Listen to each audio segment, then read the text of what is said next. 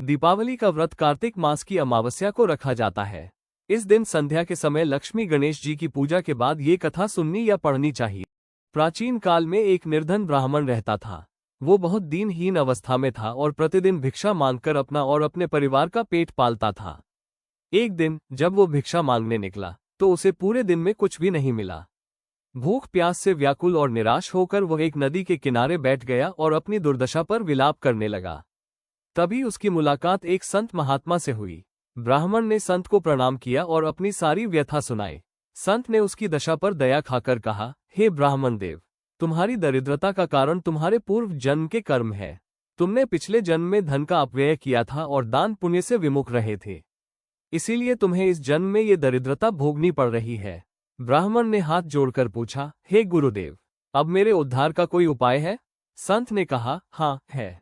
अगले दिन कार्तिक अमावस्या है, जो दीपावली के नाम से प्रसिद्ध है। तुम इस दिन व्रत रखना। संध्या के समय घर की स्वच्छता कर, दीप जलाकर धूप दीप से माता लक्ष्मी और भगवान गणेश का पूजन करना। इसके बाद दीपावली की यह व्रत कथा का श्रवण या पाठ करना।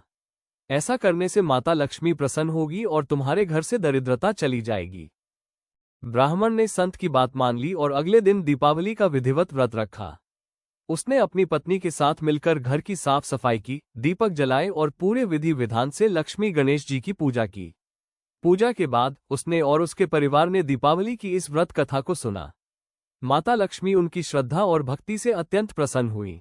उसी रात ब्राह्मण के सपने में माता लक्ष्मी प्रकट हुई और बोली, हे ब्राह्मण, मैं तुम्हारी श्रद्धा से प्रसन्न हूँ। तुम्हारे घर में सदैव धन धान्य की वर्षा होगी और तुम सुखी रहोगे। इतना कहकर माता अंतर्ध्यान हो गई।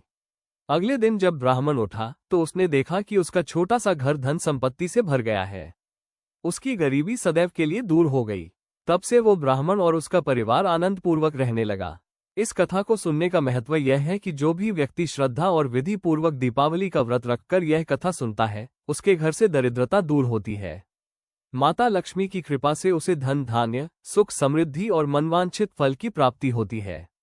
यह व्रत संकटों को हरने वाला और मोक्ष प्रदान करने वाला है।